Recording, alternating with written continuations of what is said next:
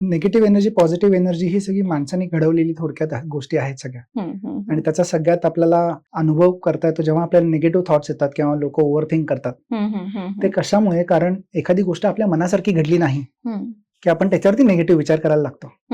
आज आपण छान काहीतरीच खाल्लं तर आपण त्याच्यावरती छान विचार नाही करत. आज पोहे खाल्ले, दिवसभर पोह्याचा विचार नाही करत.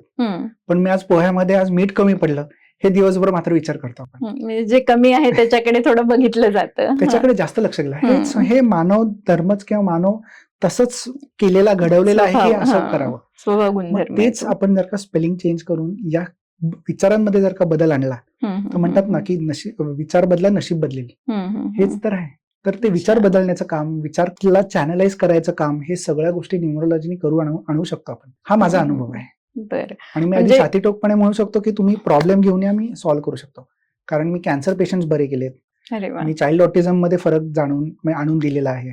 लोकांचे लग्न झालेले नाहीत त्यांची लग्न होऊन दिलेत, मुलं होत नाहीत त्यांना मुलं झालेली आहेत. म्हणजे ऑटिझम सारख्या गोष्टीमध्ये याचा फरक पडतो.